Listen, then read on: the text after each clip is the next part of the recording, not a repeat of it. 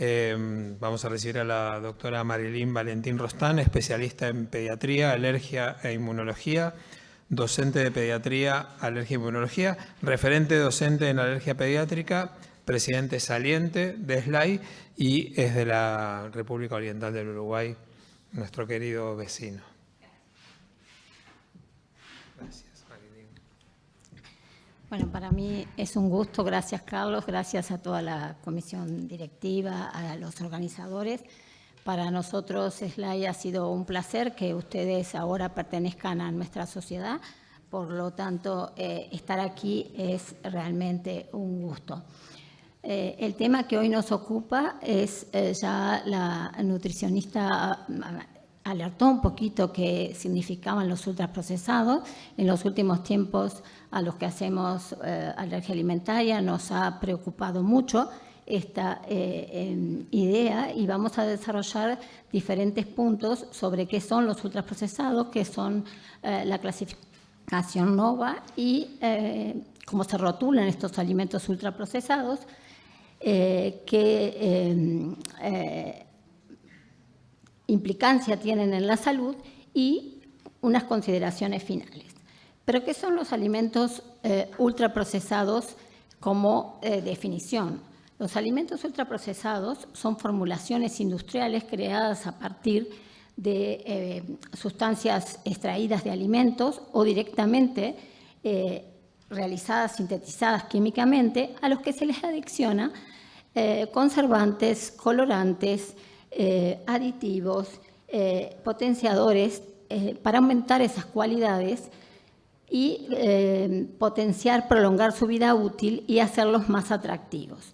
Y esto realmente no solamente todo lo que dijimos, sino que se les adiciona cantidades importantes de azúcar, de grasas saturadas, de sal y que se utilizan elementos ingredientes que en realidad no usamos en la cocina habitual, como podrían ser el jarabe de maíz, la fructosa y los almidones.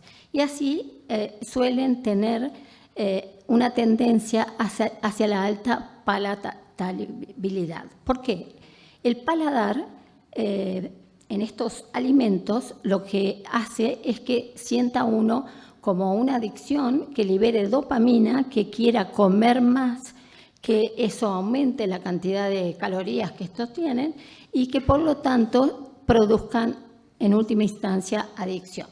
Y los ejemplos de estos alimentos podrían ser los panes que se hacen en forma industrial, todo lo que sean las papas, no solamente las papas fritas que ustedes todos conocen, de la comida chatarra, sino también la que viene en paquetes, como también todo lo que significa los nuggets, que si uno le pregunta a nuestros pacientes qué comen, muchos de ellos comen porque es rápido, porque es fácil de hacer y las madres estamos todas ocupadas en un mundo fast, que todo tiene que ser en poco tiempo y adicionan todas estas bebidas carbonatadas que no deberíamos consumir. Pero entonces los ejemplos son las bebidas azucaradas, carbonatadas. Yo discuto bastante con mis pacientes porque todos quieren tener las bebidas con gas y yo le digo, es mucho más natural el agua sin gas, pero es difícil de convencer, como decía la nutricionista, de si usan o no tal o cual cosa y depende de cada paciente hasta cuándo podemos convencer. Pero es un desafío que nosotros nos tenemos que brindar. También empaquetados, galletas, endulzantes, comidas rápidas y ultracongelados, todo un tema. Como dijo la nutricionista, la tendencia global en el consumo es cada vez mayor. En Estados Unidos representan las calorías del 60% de las personas, también en UK y en América Latina ha habido un aumento exponencial que lo muestra esta figura donde se llevan, digamos, el podio lo llevan Estados Unidos y Inglaterra. Pero entonces, ¿qué ¿Qué son los alimentos ultraprocesados? O van a ver que siempre se relacionan con UPF, que son las siglas en inglés, forma parte de un sistema de clasificación NOVA. El sistema NOVA ha sido descrito por Monteiro, quien tuvo en cuenta una serie de investigadores junto con él, la clasificación nutricional del alimento, la naturaleza y el grado de procesamiento de estos alimentos. Este es el profesor Augusto Monteiro, brasileño. Realmente este año ha sido considerado por el Washington Post como una de las 50 personalidades mundiales. Un título muy importante para un investigador latinoamericano. Y él describió entonces la clasificación NOVA, donde tuvo en cuenta el grado 1, 2, 3 y 4 de acuerdo al nivel de transformación de los alimentos. Y esta clasificación NOVA que ustedes ven acá, lo que nos permite saber, el grado 1 es el alimento natural, muy poco modificado, como podría ser un pescado o una manzana. El grado 2 es cuando nosotros elaboramos la comida, pero le adicionamos cosas que ya fueran procesadas, como podría ser la sal, el azúcar, los aceites. El grado 3 es cuando, por ejemplo, las comidas enlatadas, cuando adicionamos en la comida diaria, como podría ser un pescado o una verdura enlatada. Y por último, los alimentos ultraprocesados, grado 4, donde ya existe una realmente formulación industrial de un proceso químico altamente modificable del alimento que obviamente no es natural y que ahí entran todos los que ya dijimos, ultracongelados y demás. Para identificar los alimentos procesados en el supermercado, yo voy frecuentemente a Estados Unidos y a veces me paro en una góndola, que ahora van a ver una imagen, y la góndola entera tiene alimentos ultraprocesados de un lado y del otro, o sea que la oferta es increíblemente alta para que la gente los compre. ¿Y qué nos tenemos que fijar? Bueno, ustedes como pediatra, alergistas o la especialidad que tengan, debemos buscar qué comen nuestros pacientes, indicarles que si tiene 5 o más componentes que habitualmente lo usamos en la cocina, como puede ser sal, azúcar, aceites refinados, harinas refinadas, todos esos ingredientes no son naturales y beneficiosos para la salud. Entonces, ¿cómo llegamos a enfermarnos? ¿Por qué llegamos a enfermarnos? ¿Por qué pasamos de lo natural a lo ultraprocesado? ¿Por qué tenemos que insistir en que las mamás comiencen a alimentar a sus niños intentando cocinar en casa? Bueno, desde el pescado, que lo podemos, digamos, tener natural o una fruta natural, cuando procesamos en un alimento, como dije, ya agregamos sal, aceites no naturales y azúcar, o azúcar si estamos haciendo alguna cosa dulce. En el grado 3 ya podríamos agregar un enlatado y en el grado 4 podríamos usar directamente un ultraprocesado donde la nugget se pone rápidamente en el horno, ya está hecha y por lo tanto nos va a llevar muy poco tiempo elaborarlo. Entonces, ¿qué características tienen? Que presentan bajo costo en su composición, tienen un largo plazo de validación que no tienen los alimentos que elaboramos en casa, están prontos para el consumo, una preparación ya rápida y lista, y son hiperpalatables. Eso significa que al paladar van a tener un sabor, una mixtura que permite que sean agradables, que liberen dopamina, que nos mande incluso una función al cerebro que nos dice que eso es realmente rico, que nos haga que sea en última instancia hasta adictivo. Por eso cuando yo veo un niño comer, cuando lo mandan con papas fritas a la escuela, que ahora estamos tratando de que en las escuelas no se permitan este tipo de alimentos, el niño termina todo ese paquete. Y es por eso, porque está preparado para que vos lo termines de comer porque es agradable y querés terminarlo. Te produce adicción. Entonces, lo que decíamos, que cuando vamos al supermercado párense y miren en perspectiva y van a ver que está lleno de alimentos ultraprocesados. Y si vamos a los trabajos, en este trabajo que hicieron realmente estudiaron un metaanálisis para saber qué valor tenían en la enfermedad, ahí se dieron cuenta que aumentaba la obesidad, alteraba la microbiota, producían hipertensión, enfermedades cardiovasculares. Y de esa manera, entonces, ¿qué riesgo tienen en la salud? Y eso es lo que nos debemos preguntar para aconsejar a nuestros pacientes y tenerlos en cuenta en el interrogatorio, porque el interrogatorio, a veces hacemos el interrogatorio de la enfermedad, pero nunca conocemos qué come nuestro paciente.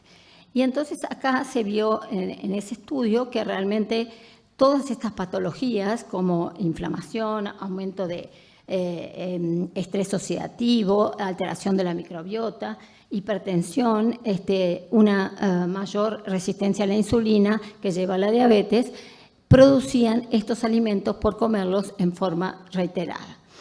Pero hay una revisión sistemática de IACI desde 2024, donde evalúa qué efecto tiene en los, se evaluaron 26 trabajos, se evaluó no solamente el efecto que tiene sobre las enfermedades alérgicas y también sobre la microbiota y también sobre el sistema inmunológico, y ahí se vio que el consumo materno de fructosa, por ejemplo, y de bebidas carbonatadas y azúcares libres durante el embarazo podría producir aumento de asma infantil en los hijos, que el consumo de alimentos comerciales para bebés, que hay productos comerciales que son ultraprocesados para bebés, en la primera infancia se asoció el desarrollo de alergias alimentarias, y ya vamos a ver un poquito más adelante con detenimiento, y un mayor consumo de bebidas de fructosa y zumos de fruta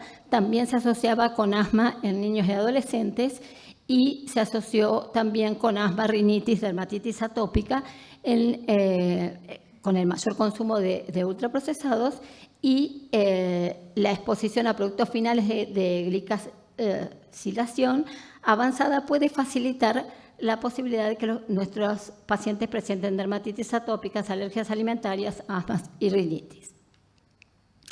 Y en este estudio de gastroenterología lo traje simplemente para ver que también modificamos el equilibrio TH1-TH2 con un montón de liberación cuando le agregamos emulsionantes, colorantes, aditivos, todo lo que dijimos que tiene un ultraprocesado.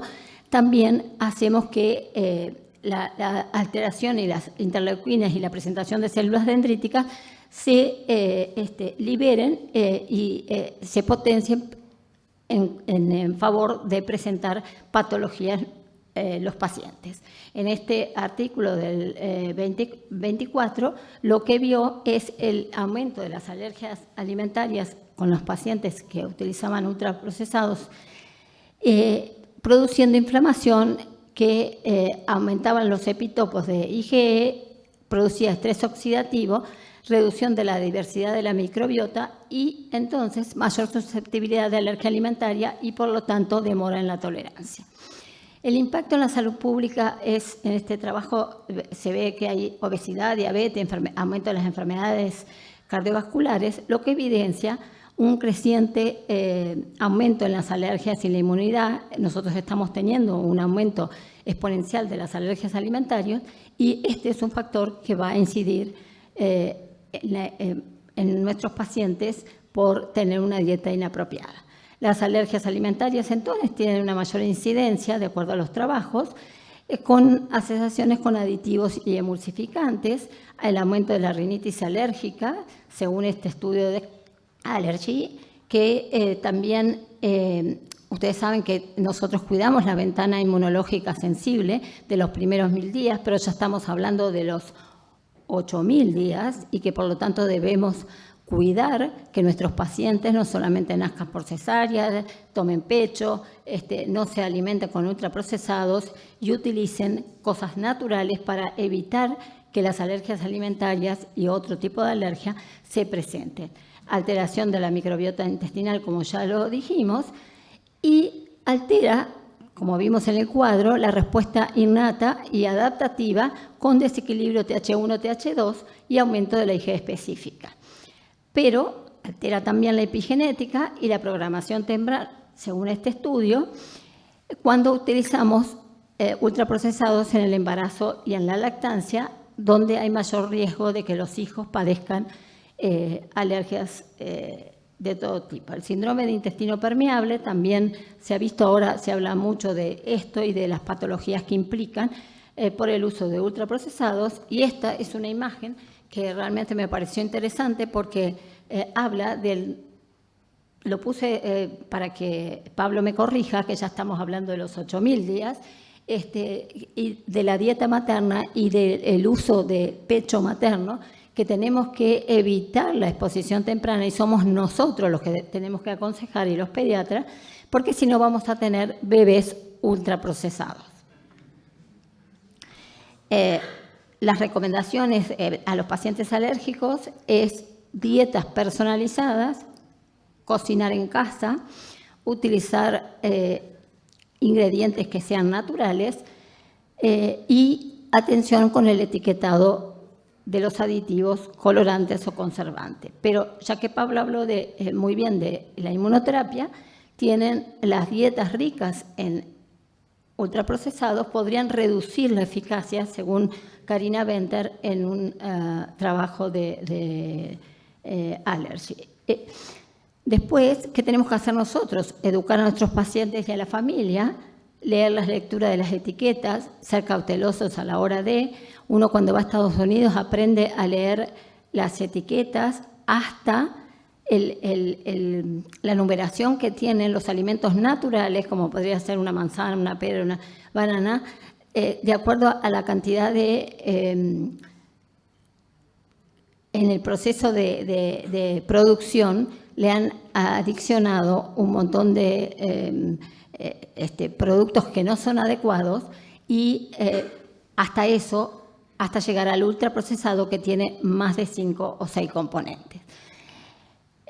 Reemplazarlos con los alimentos frescos, y los mensajes claves es la evidencia creciente vincula entonces al ultraprocesado con la alergia, que hay que, son ejes centrales, el estudio de la microbiota y la inflamación y la epigenética.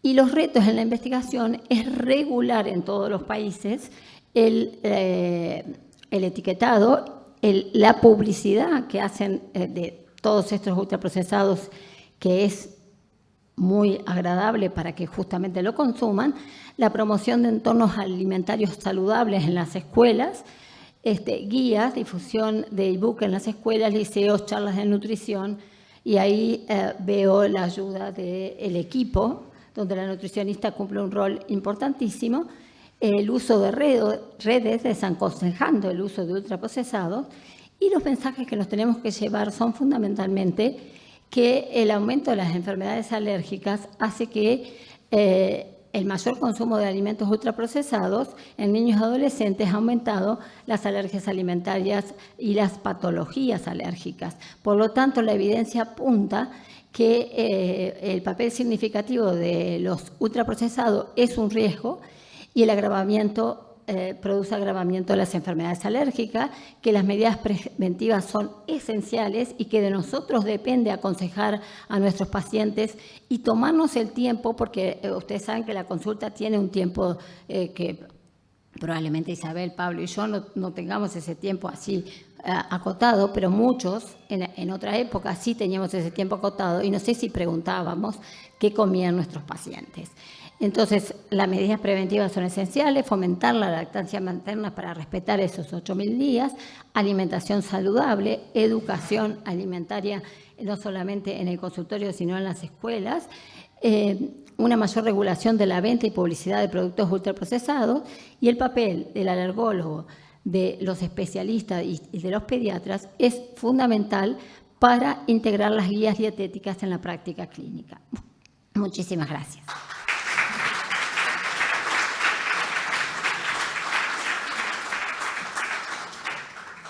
Bueno, muchas gracias, Marilyn. Creo que fueron un cierre brillante del Congreso. Si hay alguna pregunta para hacerle a Pablo, pocas preguntas. Bueno, empezamos por las damas. Pregunta a la doctora Rojo.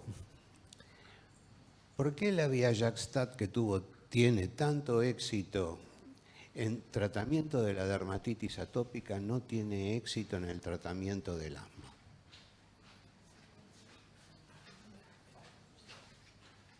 Es muy buena pregunta y sí tiene éxito. Sin embargo, las aprobaciones no han sido totalmente dadas porque se hicieron inicialmente con bloqueadores JAK como multi-JAKs. Ahorita se están haciendo en más estudios y sabemos que el asma tiene muchas otras vías de inflamación.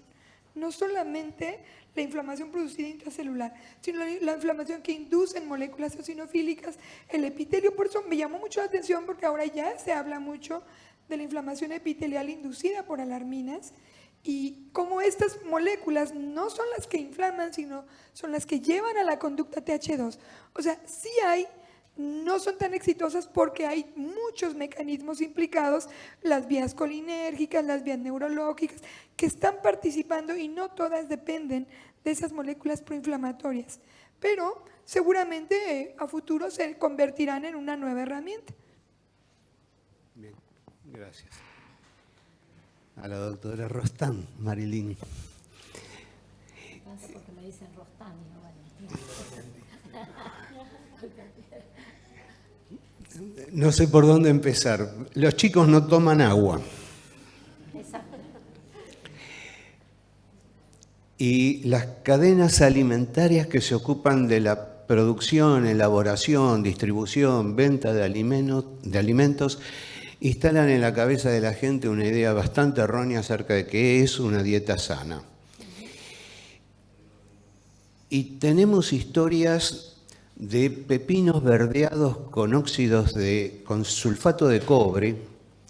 Tenemos historias de berenjenas de frutilla hechas, mermeladas de frutilla hechas con berenjena, adecuadamente saborizadas, edulcoradas, aromatizadas y hasta los puntitos de la frutilla son artificiales. Dulce de batata hecho con zapallo y mil etcéteras. Y además una cantidad enorme de aditivos alimentarios, y cuando nos encontramos con envases que dicen colorantes y conservadores permitidos, y no sabemos cuáles son, cuántos son, permitidos por quién, qué controles existen sobre las fórmulas declaradas, nos quedamos en ascuas. La pregunta, hay tantos colorantes, tantos aditivos alimentarios cuyas interacciones no conocemos. Sabemos que la FAO permanentemente los está revisando y la tendencia va siempre en un sentido restrictivo y no sabemos qué interacciones hay entre ellos. Nos ocupamos de las interacciones de los fármacos, pero no de los aditivos alimentarios, que también son sustancias químicas que tienen impacto en la salud. Y seguramente en impacto también en la especialidad, en alergia y en inmunología. Y bueno, es una inquietud que te traslado más que una pregunta. ¿Tu comentario al respecto? Es muy buena la inquietud porque lo que estás hablando es tan real. Estados Unidos, por ejemplo, acaba de prohibir el colorante rojo, el colorante amarillo, la tetracina, en los alimentos ultraprocesados, cosa que le va a llevar tiempo porque hay que sacar de, digamos, la producción que ya está en la calle, pero que vamos hacia ese camino y es uno de los países que más consume. Imagínate que en Uruguay un paciente que consultó por urticaria, se averiguó qué había comido, él decía que era alérgica y una casa muy conocida de dulces hacía, en vez de utilizar membrillo, utilizaba agua, color y azúcar. Entonces ese paciente terminó con una diabetes obviamente adquirida. Entonces, como eso, la modificación de los alimentos es increíblemente alta. Entonces, tenemos nosotros como pediatras, como médicos, tenemos que preguntar qué comen nuestros pacientes, tenemos que asociarnos a la nutricionista, hacerles ver la posibilidad de que vuelvan a la comida casera. Fíjate que, digamos, tengo hija en Estados Unidos que hoy valora tanto la comida casera que ella cocina casero. Entonces, para mí es como, wow, importa.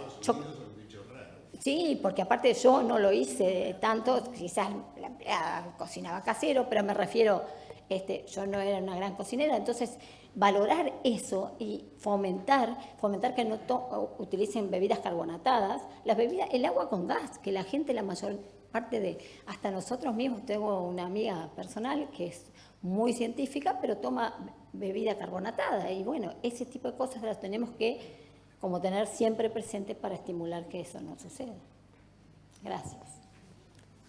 Un pequeño aporte, con permiso de la doctora. Hay cosas que podemos cambiar y cosas que no. Me parece que hay que siempre arrancar por ahí. Yo soy muy pragmática en ese sentido.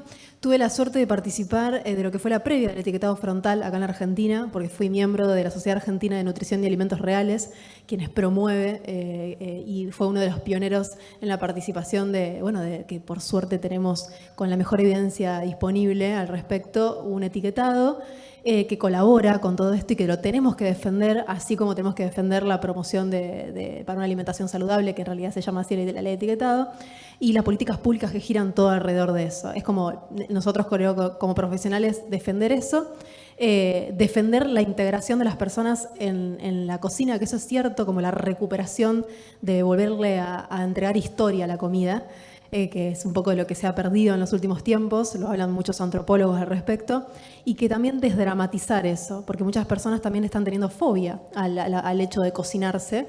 Es un gran problema que tenemos en la actualidad porque se la atiende como una pérdida de tiempo.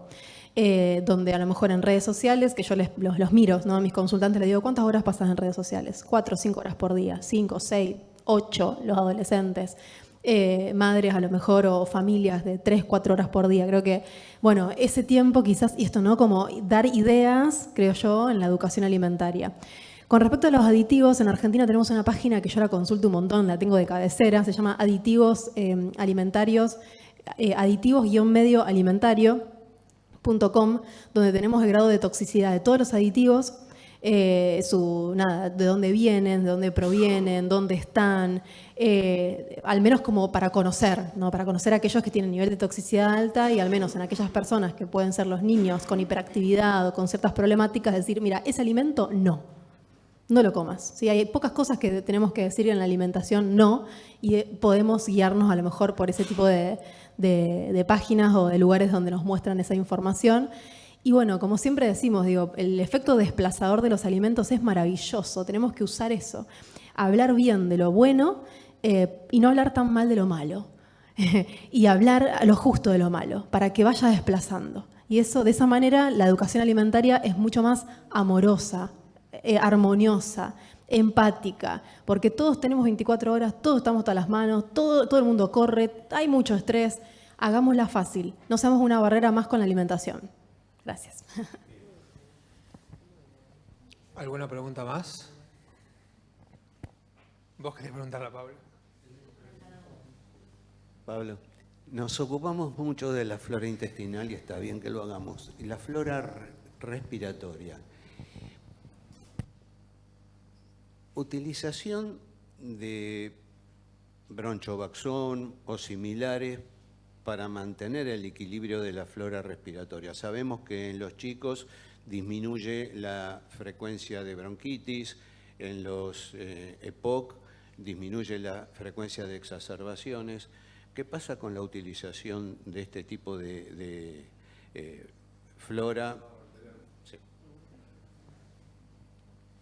El problema del pulmón, que cuando uno piensa en cuidar la microbiota, el pulmón tiene varias fuentes de las que se nutre. Primero es el eje intestino-pulmón, segundo es la microinhalación que uno hace diariamente El uso de los lisados bacterianos, que en algún momento entró en detrimento, hoy está en boga. Fernando Martínez está haciendo una corte de 12 años de evolución de los pacientes, donde muestra grandes cambios y que me parece muy útil. ¿Cómo cuidar la microbiota del pulmón? ¿Cómo la cuidas a la microbiota que tenés intestinal? Con una dieta variada, con un ejercicio y evitar hábitos tóxicos. Darle un lisado bacteriano para estimular a la microbiota del pulmón no va a funcionar, porque las bacterias no se traslocan. Lo único que trasloca son los metabolitos que producen las bacterias. Así que si uno va en deterioro de su microbiota a nivel pulmonar, probablemente eso se mantenga y lo tengas que hacer dieta y una buena nutrición.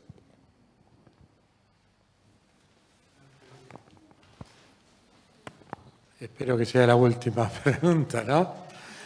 Porque todos nos queremos ir, pero bueno, es interesante lo del doctor Pablo Moreno con respecto a las respuestas que hay en la inmunoterapia con la IgA 1 y 2 y la IgG2. ¿Qué papel tendrían en cuanto a medir la eficacia de la inmunoterapia? Bueno, hoy, como vos sabés, uno busca usar biomarcadores que te sirvan para decir esto fracasa, esto funciona. Hoy la inmunoterapia, más allá de dosar IgG1, IgGA1, IgGA2 o IgG4, está buscando tener otros biomarcadores. El problema de dosar en la inmunoterapia es cuándo dosarlo, porque como la inmunoterapia hace ciclo, hace primero un estímulo, hay una evitación de la degranulación de las células con gránulos, es un problema porque ¿qué va a pasar si esta célula que hoy está estable y con una inmunoterapia que está pensada a 3 años, en 3 años esto no sucede? Es decir, uno tiene un biomarcador a favor, es decir, el tiempo para usar un biomarcador es el problema. Pero yo creo que son útiles. Yo no dosaría al principio ninguna de estas inmunoglobulinas porque puede llevarnos a cortar la inmunoterapia y no buscar el beneficio que estamos buscando. Muchas gracias.